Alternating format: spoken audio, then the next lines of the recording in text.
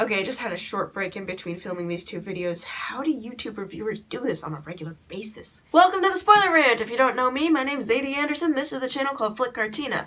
Yeah, that's a name. It's a word in other languages. Go look it up. I mean, I actually explained it in a video, so I don't need to explain it again. If you couldn't tell by the title of this video, it's a spoiler rant, so, spoiler warning?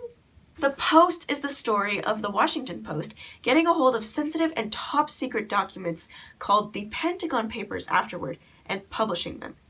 The Times got the documents first, but the film focuses on the Washington Post story. Anyways, there's this thing about the owner of the Washington Post, Kay Graham, going public with her newspaper and her worrying about losing something that's been in her family for years. There's politics and money involved, like everything in the real world. Ultimately, this film is a battle between the government and the press. One thing that I want to confess to you guys is that I watched this movie in the front row. Bad decision, Zadie! Seriously, I was glad I didn't watch Paddington that day because I would have gotten a serious headache. Luckily, the Post didn't have a lot of camera movements, so my eyes were spared. Lesson learned, get to the theaters early and don't make last-minute decisions to go see a movie. Okay, let's start with the characters because I love them. Kay Graham is played by Meryl Streep, who I think did a good job at playing her. There's this thing that she kept consistent throughout the film, which is where she played with her glasses. It's something so small but important to the believability of a character. At least that's what I think is important. A lot of those characters had little mannerisms that just kind of made them feel more real. Also, the weight that was visibly shown on Kay Graham was amazing. There's a scene where all of her advisors and trusted friends are like literally leaning down over her as she's about to make a big decision, and that is the physical representation of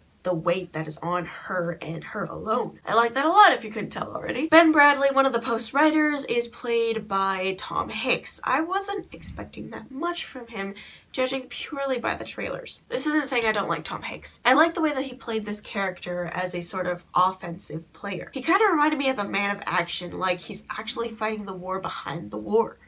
You get me? More characters that I liked were the writers involved in organizing the Pentagon Papers, just because when it was time for a deadline, they all worked together as a unit. That's basically what the workforce is kind of like. The whole scene was hilarious for reasons that I will explain to you later, but first, the negativity rant. Okay, one of the things I didn't like this film was how slow it took off. The first half of the film set the rest of the story up. It was necessary, but also kind of slow. I was basically falling asleep, so when the second half picked up, I was like engaged in the film. All of it was interesting and everything, but I would rather watch a documentary on all that stuff. The setup was nicely done, it was just a little slow. Another thing that I really didn't like was the family aspect of the Washington Post wasn't made as prominent until the very end of the movie. We don't really see the impact of the Graham family business and how it impacts Kay Graham until she gives this huge expository speech in the form of a bedtime story. That's it. Two things that I didn't like about the film. I'm sure I'll find other things I didn't like, but this video will already be posted and I can't do anything about that. Back to the things I actually enjoyed. I do not like going through that negative stuff. I really liked how Spielberg lightly touched on how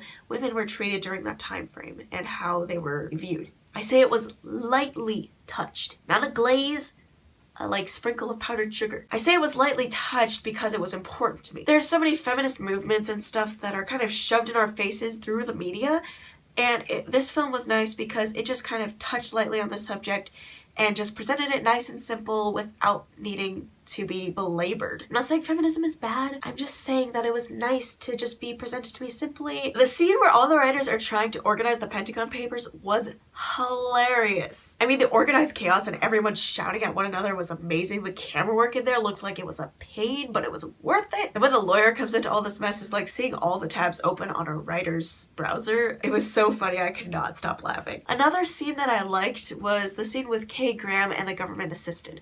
That exchange between the two women was just beautiful, and it actually kind of gives a real world feel to the film. Little things because I'm running out of time. I like the lemonade thing with the little girl counting all the cash. I like the entrance scenes, Kay Graham taking off her earring to answer the phone, the Watergate thing at the very end, and John Williams composed the score. Alright, question of the week before I finish this video. If you got your hands on top secret papers, would you share them with the world? Let me know in the comments down below. Thanks for watching. Have a great random Thursday.